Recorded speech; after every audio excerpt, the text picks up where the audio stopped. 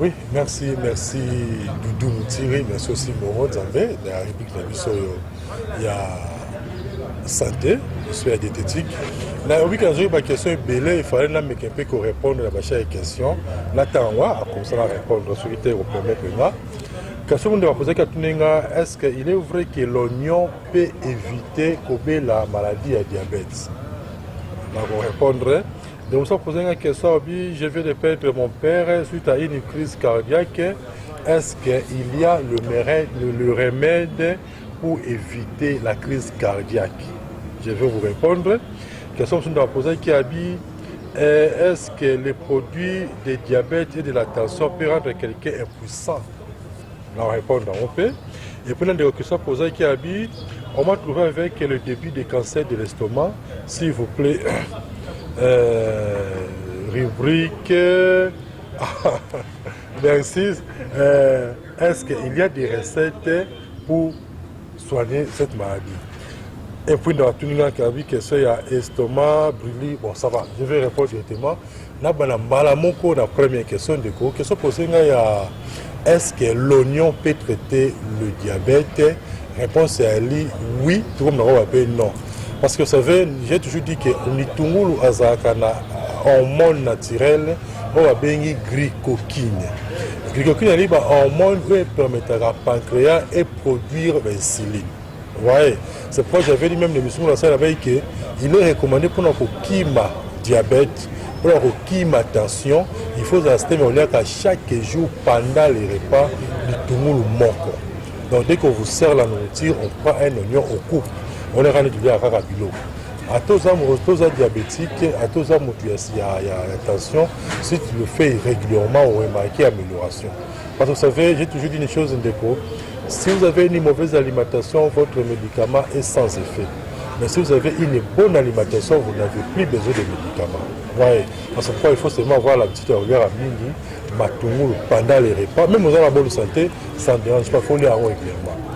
Et puis, nous avons aussi que toujours, même une ligne d'idée, il y a l'itungulu, il ne faut pas aux systèmes que l'itungulu, parce qu'il y a 4 qui ont avant, et puis il faut conserver. L'itungulu, au même moment, c'est au même moment qu'il va au 4 parce que ce qui est vendu et se décomposant. Vous comprenez? Donc c'est ça un peu.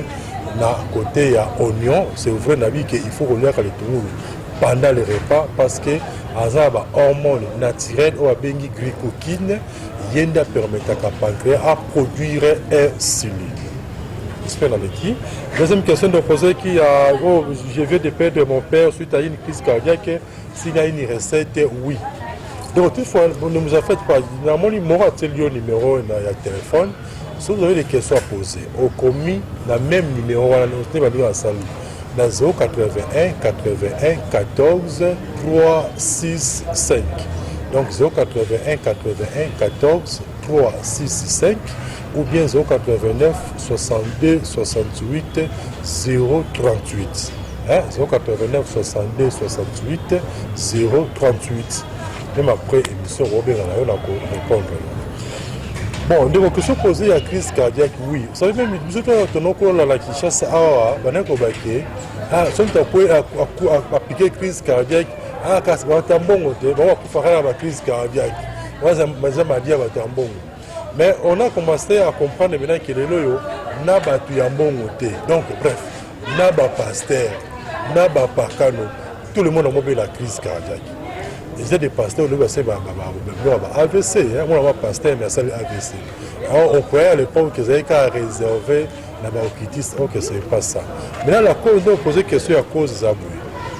Il y a d'abord cause de balai pour la recherche. Première cause de effet ya komelaka régulièrement biloko ya malili.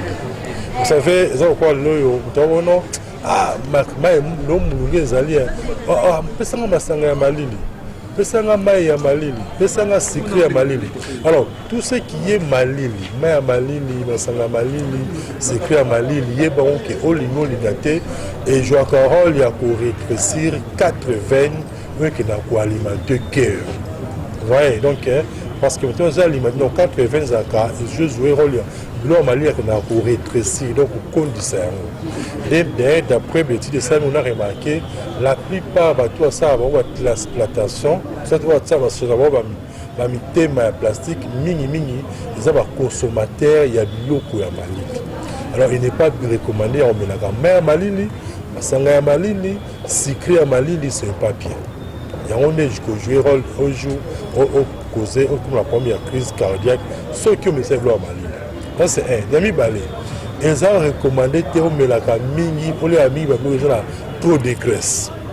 Vous voyez, ils ont les cuisses.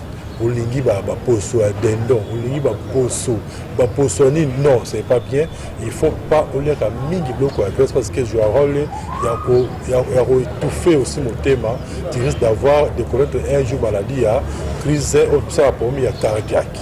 Vous voyez, c'est tout que mi va terminer, ne c'est pas bien. C'est ainsi qu'on a toujours recommandé. Vous avez même remarqué, on a toujours recommandé. Nous n'attendons à 8 mois au tête naïe, à 8 mois vers mon co ya non citron mon coup à presser en sang ici et souvent bien. Non, on a posé une question pour sous non peut ce que répond recette wana. Il y a bien bas des saisons Covid non. Donc ce que ça na kosu au moni qui est aussi laté. Il restait bien izala kaka vinaigre. Je cas une cuillère soupe de vinaigre aux huiles citron moko et puis aux huiles demi verre ya maille à moto. Au balusi au meli. Jour moko kaka. Comme ça, expérimenter en moi. Mais n'oubliez pas, avant de continuer, j'ai toujours dit une chose parce que là, il y a une question sous. La seule qui est bien que tout ça, l'émission, n'a comment livre. Ce que ça a livre, Oyo et Zali, et ça a la recette, comment soigner ma maladie. La première livre, comment ça découvrir une vie saine. Un livre, on est par là, comment on peut soigner ma maladie à partir de l'autolyaka. À partir de la plante de la mission, à expliquer un mot. Donc, on appelle la période de libre-échange. J'ai vu que c'est libre-échange. Alors, là-bas, avec le livre, on a typé de ça va produit. On a dit que ça va parfait, ça va poudre, ça va foutre en parole. Tout le livre, on a comment ils allaient.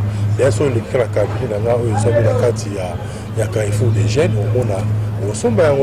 Mais entre-temps, avant de répondre à la vie, il y a cancer. Yebake na baki boy na sala ki ti wana zina ngo ya poussière mais tant aux hommes là yango ils soigner ba infection pulmonaire ils soigner ba mutu passé au qu'on susté ba fatigue générale ba courbature vous ce que sentir en monter alors n'a pas ça bien parce que tant aux hommes là yango ils ont multiplié pourcentage super mais na mobilité là yango ouais alors c'est ça un peu même de reposer question comment on peut augmenter la volume de spermatozoïdes. Peut-être que dans la salle qui, au coquille, qu'on soit jeune d'œuf manquant, aujourd'hui, des cuillères soupe à miel, et qu'on utilise on a salle qui, on pâte, on mélange la crème, ça va vous aider. Hein? C'est ça un peu. Nous, on sait parce que pour la morale, c'est qui est prof, maintenant, bon, on a c'est vrai, mais le bureau, ils ont la carte à Carrefour des jeunes, mais aussi carte na Pongabi. Comprendre, hein?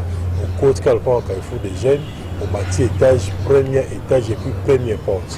Quand on est passé bureau, on avait un barbatou de 11h à 17h. Peut-être qu'on a quelqu'un qui soigne aussi la tête, passer dans le cabinet, soit 5 traitements dans l'autre traitement, soit 5 conseils, on peut se conseil.